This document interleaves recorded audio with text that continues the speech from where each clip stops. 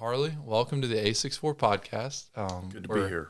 We're very excited to have you here. A lot of people know who you are already, so I don't think we need to spend a ton of time into who you are and all that stuff, but because it goes without saying. But just briefly, tell us like what you do, why you do it, and just a blip about who you are. Very good. Well, it's good to be here. Excited. Yoder's Building Supply is really what probably I'm known for, and I've led that company since '99. Oh, wow. We also have top edge components, and we have pro cut metals. Mm-hmm. And what I do every day is I lead leaders, and so I just try to empower people and get as many things off my plate as possible so I can move on and do other things. Yeah. I'm also the chairman of the board of Jamaica Relief Ministries, and I'm passionate about that work in Jamaica. Yeah. Yeah. Well, that's a lot of stuff. I like what you said. You lead leaders and get your plate, because that's what they say about a good leader of a company or even a nonprofit or anything is you empower other people to do what you can do. Well, what I found out is that I'm not very good at things, and so I try to hire people better than me, and then empower them, and they really take it to the next level. When you're not very good, you don't have much choice but to hire people who can do much better than you can. Yeah. So I just try to empower them and make sure they're headed in the right direction. Yeah, that's awesome. How do you did it take you a while to step back and like give people leadership over things, or like was it hard for you to give up like give someone else the reins to something, or was it fairly easy for you to do that? I had a great example.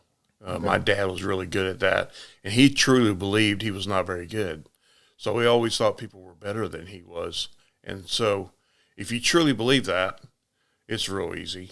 And it was easy for me because I truly believed that. I mean, I would hire a cabinet designer, and if he had leadership qualities, I'd empower him. I can't design a cabinet. I can't sell a cabinet. Yeah. And so it was pretty easy for me. Yeah. That's awesome. I like that idea a lot. Hiring people better than you at other stuffs, then they're doing a good job. That's because we can't do everything. So Yeah. I guess right into that then you said like your ministry involvement with JRM, like what does that entail like as a chairman of the board? Like what does your schedule look like with that? It varies a lot. We were in Jamaica. Our whole family was in Jamaica for 3 weeks. Just got back last Friday. Oh wow! Okay. And then we're flying to Indiana next Sunday for 2 days of a 5-year planning session. Okay. So, the more that ministry grows and the more effective it becomes, the more organizational is required, and the more time it takes for me. So right now it feels like it takes quite a bit. Mm-hmm. Over the years, it just varies a lot. It depends on the needs of the organization. Mm-hmm. Right now, it's taking a lot. Mm-hmm. Yeah. It's growing, got new leaders. Yeah, I heard there was a new building or a house purchased not too long ago there. We just acquired a property right beside the property we have. It's exciting. We should be able to double the size of our ministry. Wow. We were also putting Brian Burke, who is a Jamaican, great dude, great leader, one of the smartest people I know, will be taking over the Jamaica director responsibilities in Jamaica. Oh, wow. And so to transition that over to a Jamaican is really exciting. Plus, he's really smart. He's a great guy. He's a great leader, very organized. Yeah. And literally one of the smartest people I know. Wow.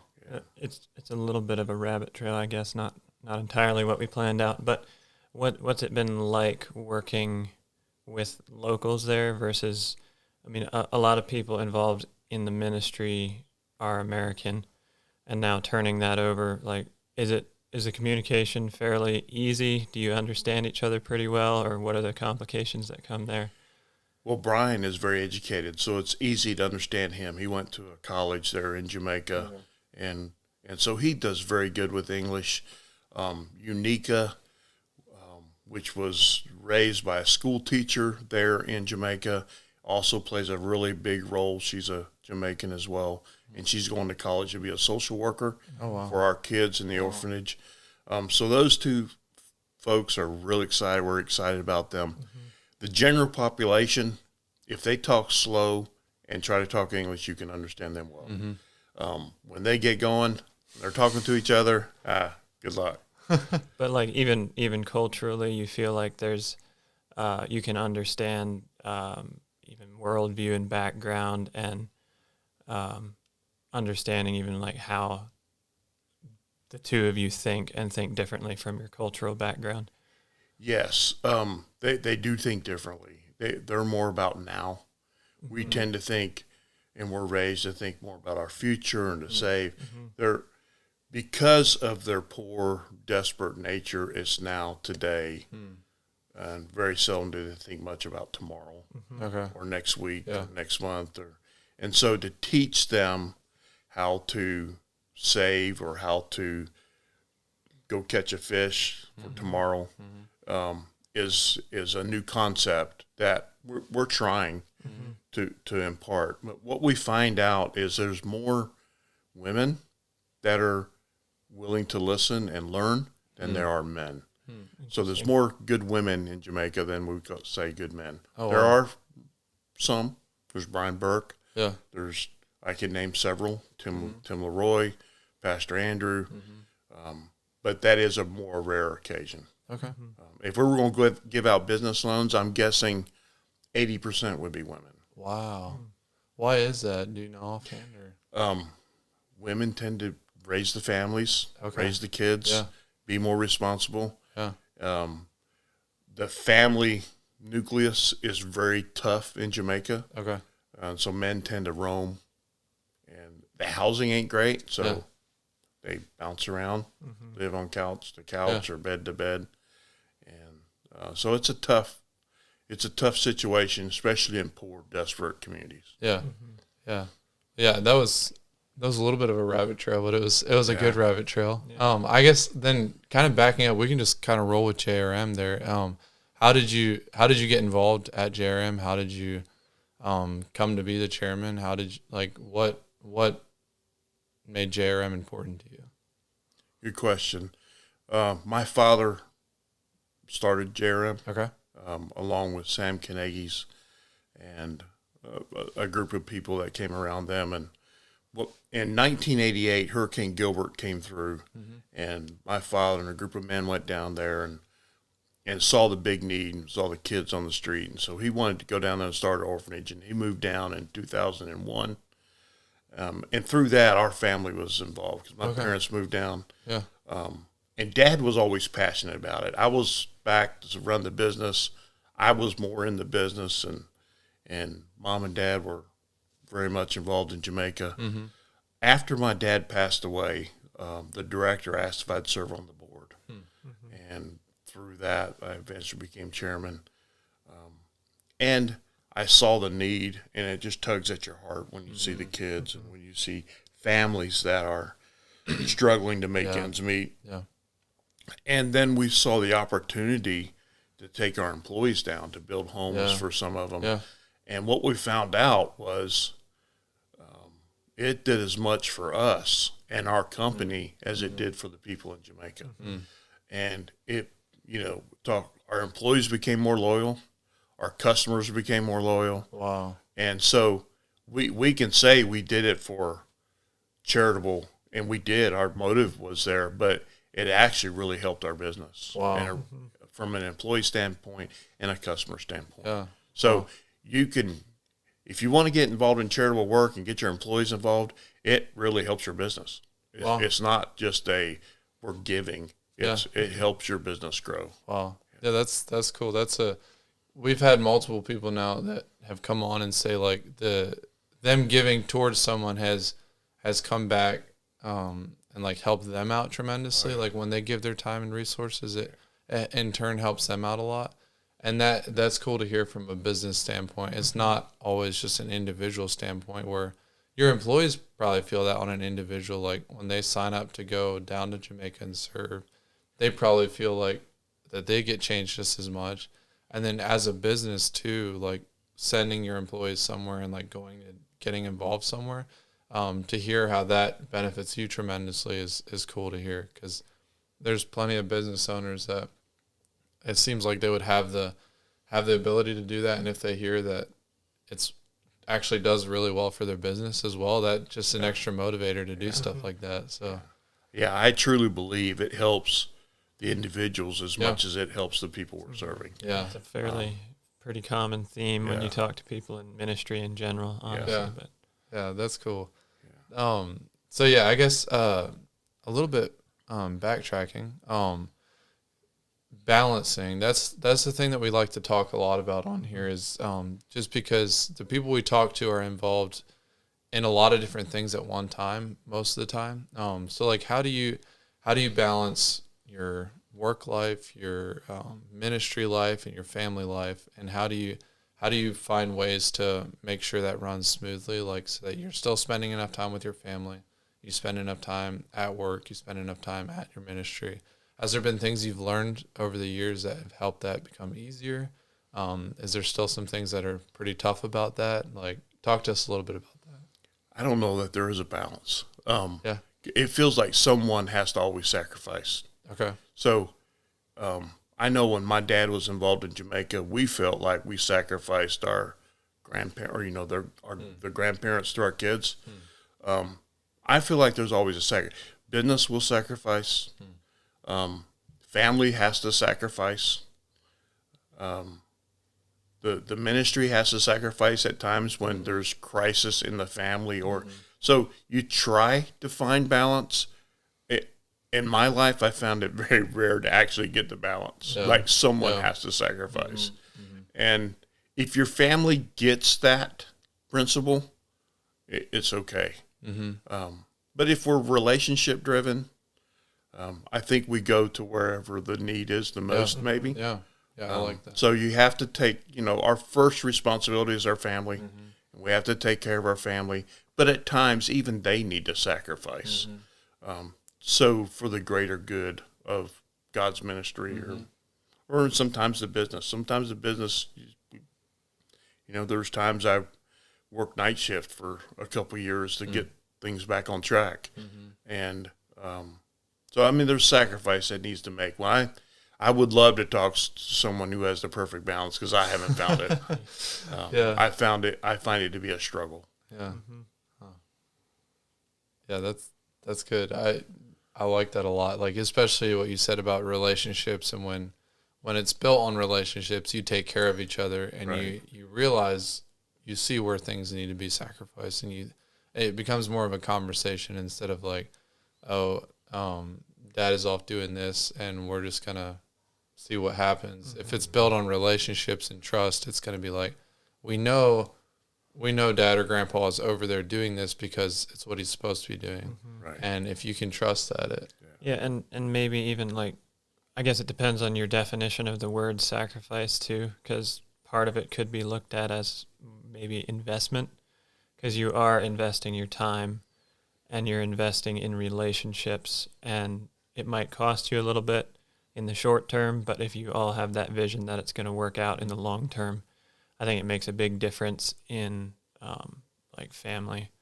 I think about the time my parents would have moved to Colorado for 5 years, and it was a bit of a sacrifice, if you would call it that, because we moved away from people and familiarity.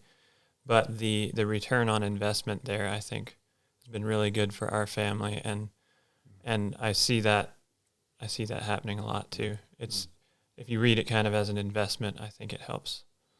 Yeah, I like that word better. Yeah, I like investment better. Sacrifice kind of has a negative connotation, I think. I think if not everybody gets the vision, they view that as a sacrifice, or they view that as my kids are not getting what they need from Grandpa or Grandma, or I'm not getting what I need from Dad because he's always out there serving other people. When that viewpoint is taken, it's viewed as a sacrifice. If they have God's kingdom in mind, then it's much more as an investment, and hey, we can get through this, and we understand. Yeah. That's good. I like that a lot. Investment, not sacrifice. I like that. Yeah, good word, Randall. Good word. I'm gonna have to bring that to my kids. There you go. There you go. I guess yeah. Moving on now. The middle question, we kind of hit on it, kind of from different ways, but just tell us, like, you talked a little bit about like when you were like in the early 2000s, your dad was over in Jamaica a lot. How did that feel like growing up? Did you feel pressure to get involved in something? Did you feel like from your dad, or did you was it something that you were really excited about, like things that he was doing, or was it kind of hard for you to get on board with that? And then also on the flip end of that, like, what do you try to do for your kids to get them excited about what you're involved in? Honestly, Dad's involvement in Jamaica, us kids were not that involved. Okay. And so we viewed it as that was kind of Dad's thing. And I love business, and I put my whole heart into business, and I love supporting it, but it was not my passion. Yeah. And I was much more selfish. But I will tell you, the life lessons I learned from my dad and my grandpa were to love people. And I think once you love people, and once you love Jesus like you're supposed to, it kind of takes over your life. And so you all want to start doing things that you hadn't planned on doing. That just kind of comes. And my dad and my grandpa both love people, and they love people sacrificially, to where, I mean, Dad would empty out his bank account, and my daughter or my sister, who would take care of his bank account, would say, Dad just emptied out his bank account. And like, I don't know what's he thinking. Yeah. For us, that was good lessons. Like, he trusted God to take care of it. I remember when he started JRM, they were very young in their ministry, and it needed to grow to make a difference. And him and 4 other guys borrowed $1 million to start it. And he had never done that for a business. I mean, I think the most he ever borrowed up to that point for a business was like $25,000. Wow. And here he borrowed $1 million and was like, well, and his viewpoint on that was more, well, I mean, people need it. Well, what are we supposed to do? Yeah. And so he was I remember a story. This kind of just epitomizes my dad and my granddad. We were kids, and Dad had bought a boat, and we were looking forward to going out on the boat on a Saturday. And so we all loaded up in the boat. We're driving out the lane, and my dad had also started the Fairplay Wilderness Boys Camp. And about then, the counselors came rolling in, and they said, hey, they'd love to take the boat out. We turned around, unloaded everything, and let the counselors take the boat out. Wow. And we were mad. Oh, I'm sure, yeah. We were angry. Yeah. We were, like, upset. But Dad was like, hey, people come before us. So, and that just kind of epitomizes the way my dad lived. Yeah. Whatever he had he was willing to let other people have or use. And he was very successful in business, but he gave 90% of it away. Wow. And so those life lessons, although they were hard at that time, they I'll never forget them. Yeah. They were ingrained in us. Yeah. So, sometimes where it feels like we always need to put our family first, there's also times when there's lessons that need to be learned. Yeah. And I'll just never forget that.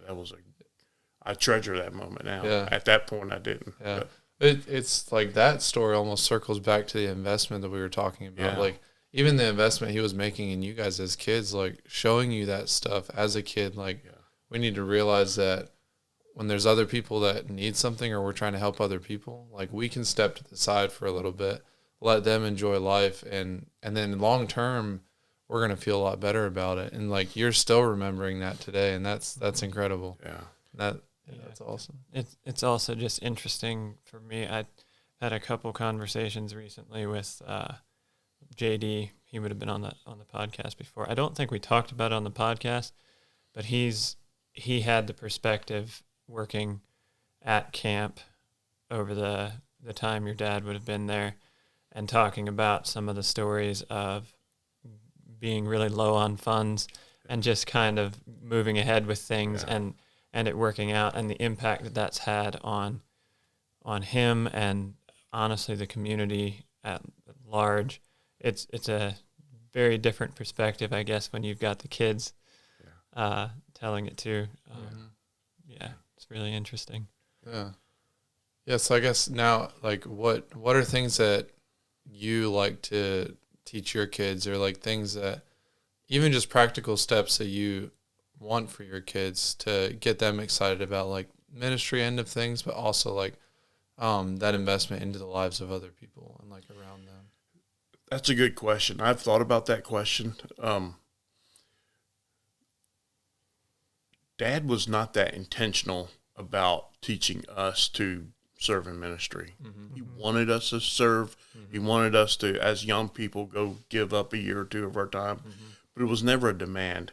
And I think our kids catch more by action or our own who we are, rather than this is what you're going to do and we want you to do this. Yeah, I completely agree. You know, I hope our life, Christine and I, is a life that our kids catch it and that they see that we really do love people. We love our Jesus. We want to make a difference in the kingdom. It's not just about how much money we can make, how comfortable we can make our life. What difference can we make as humans? I mean, our world is desperate. In U.S., in our schools, in our communities, in Jamaica, or you could go Nicaragua or wherever. You know, there's lots of desperate people who need Jesus. And if they find Jesus, there's usually a way that their life becomes a little bit more stable. And we get to see him in heaven eventually. Yeah. I like that a lot. It's because there's very different approaches you can take to like raising your kids that way, that you can either be like, you have to be involved in this and you have to do this, you have to do that. And that can sometimes turn kids away from that because they're like, I don't really want to be involved and I don't really want to do this. But when you're kind of leading by example and when they see in you the joy that it brings you and, like when you show other people the love of Christ, it overflows out of you and into your kids. And I think that's a great way to view it. And that's kind of how you've been taught and it's how you're teaching your kids. And I think that's excellent. That's the way to do it. So, and you know, honestly, we feel privileged to be able to have the opportunity to go down there and see, the difference we're able to make to bring joy to someone else. I think it always does more for me than it does for them. And so we count it a privilege. We're glad for the opportunity. And we know other people have to sacrifice so we can go. And we just feel blessed that we're able to do that. We had the greatest time in Jamaica. 3 weeks. It was awesome. Oh, I'm sure. And we took 3 different groups down there, and I think they were all blessed more than the people we actually served. Wow. Yeah. It was great. That's awesome. Yeah. And real quick, just a little blip and encouragement for you is that, like one of your kids, I mean, Andre, I see so much of you, Floyd, and like the legacy you've passing on even through Andre. Like I don't interact as much with your other kids, but I see Andre all the time, and multiple times I'm just like, he's a little Harley Yoder. Like it's cool, and he's catching on, and like the like his drive to run a business like you, to be successful like you, but then also his willingness to like drop everything and like help someone out. It's been cool. So there's an encouragement to you that like it's catching on, and like he sees that in you, and I think that's a lot of the reason he does what he does is because he sees it in you and Floyd and all that. So I think that's cool to see that play out, and like that's just Andre. I'm sure your other kids are also doing great things, but I see it a lot because I see Andre all the time. So, but yeah, well, that's great. Well, I got very talented kids. We're blessed there again, and they all love Jesus, and they're all searching at times. But you know, if you love Jesus, there's things that'll just come in. If you love Jesus, you love people, right? You can't help that. Yeah. And so you can't help but help people. I mean, that's just who you want to be. Yeah. And I will say in our company, what people ask, I tell my wife, I said, Yoder's is my church. And, there's lots of people in our communities that hurt. And I will tell you, one of our biggest encouragements has been Tyler Bibb from Life Point. And he's become a mentor to probably a lot of our guys. He's probably mentoring 50 people. Wow. And that has been huge. Yeah. Yeah. And it's fun to watch our people that you work with grow, and all the ones say, hey, I have hope again. Yeah. Because we can go to Jamaica and do our thing. And we can also help the people we live with and see every day and make a difference. Yeah. Yeah. He talked to me briefly about that, and it's awesome what he does over there. And he's a good friend of mine as well. And he's amazing. That's cool. But, yeah. I really like the idea too of just like not necessarily separating business from the rest of your life, but just bringing it in, and the local impact that can have when we invest in people. I think beyond just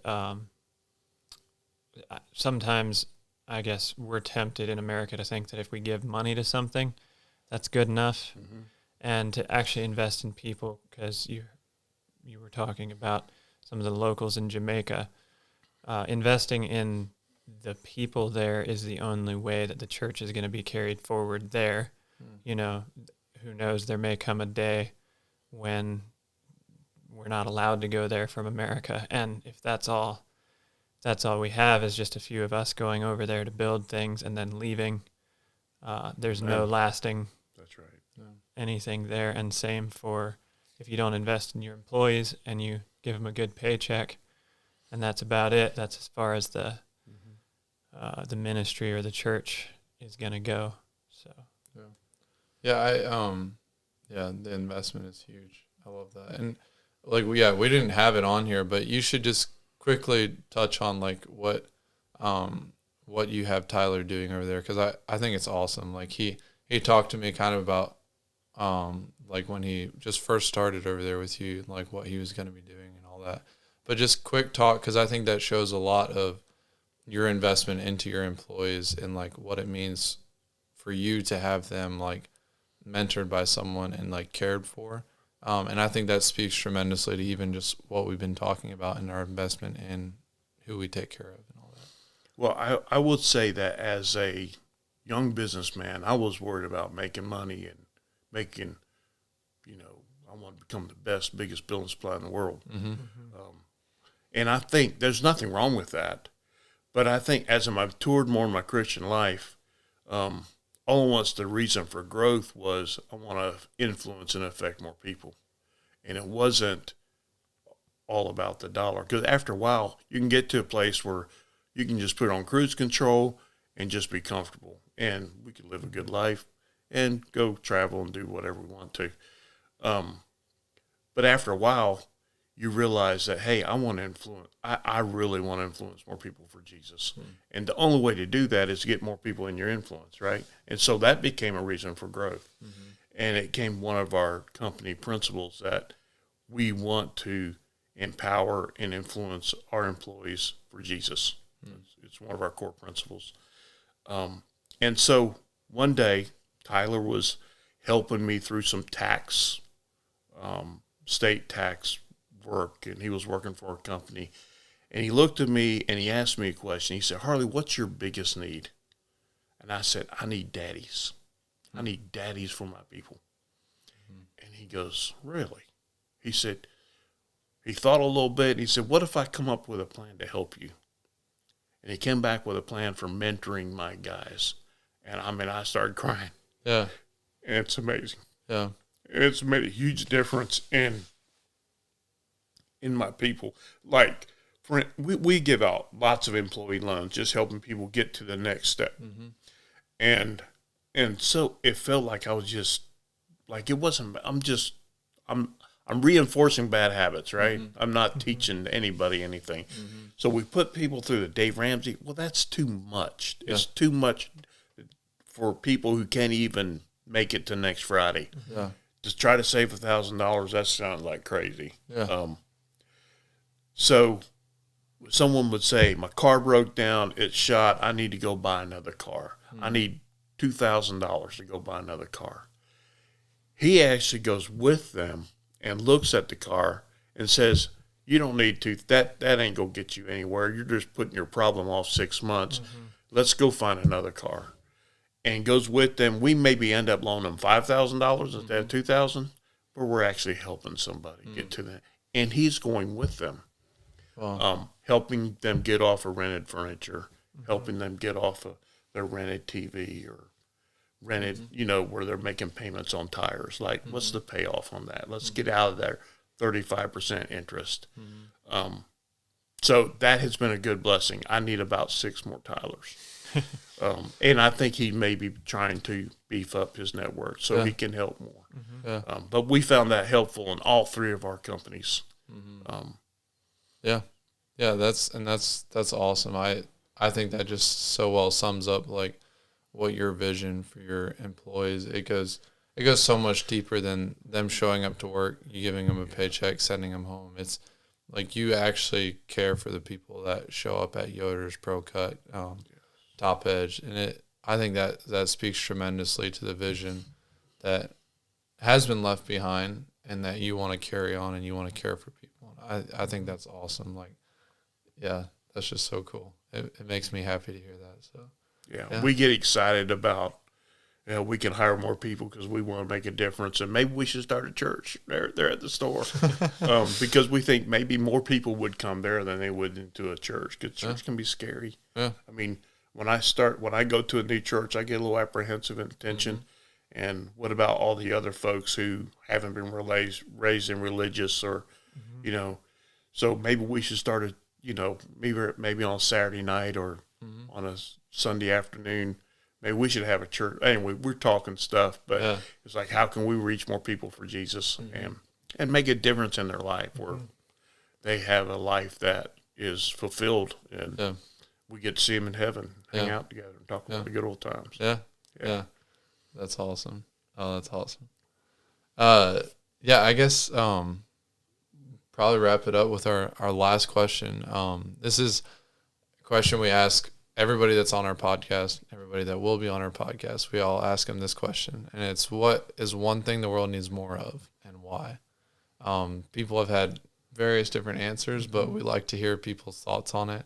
So what do you, Harley, think the world needs more of? Jesus. I think the world needs more Jesus.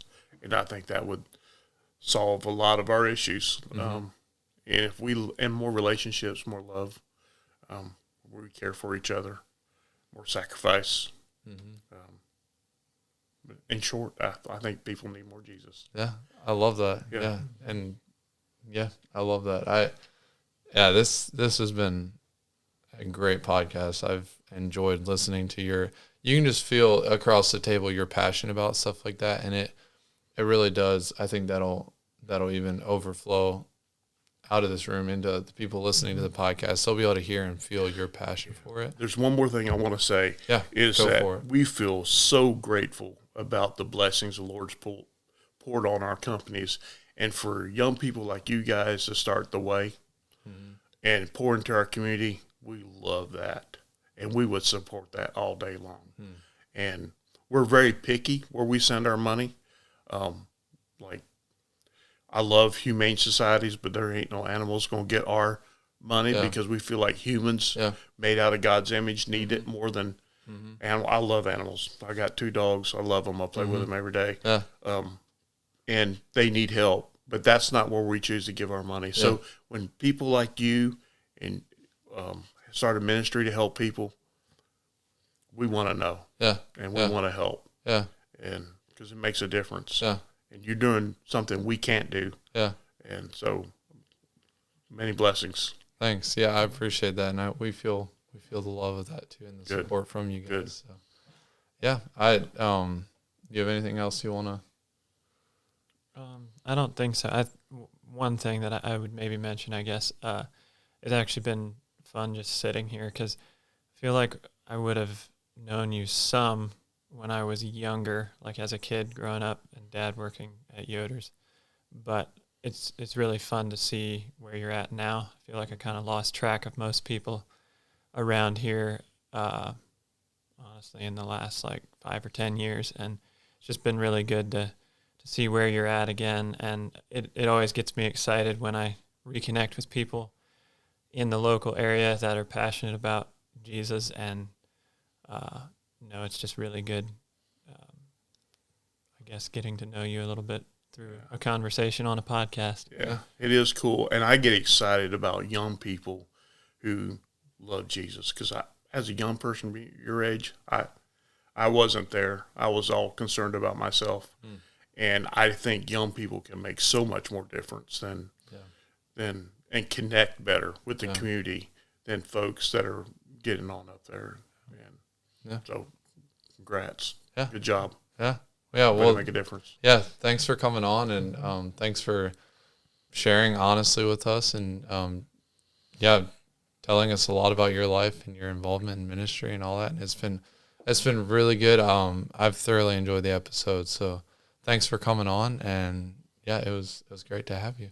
I enjoyed it. Thank you. All right, Alex, that's a wrap.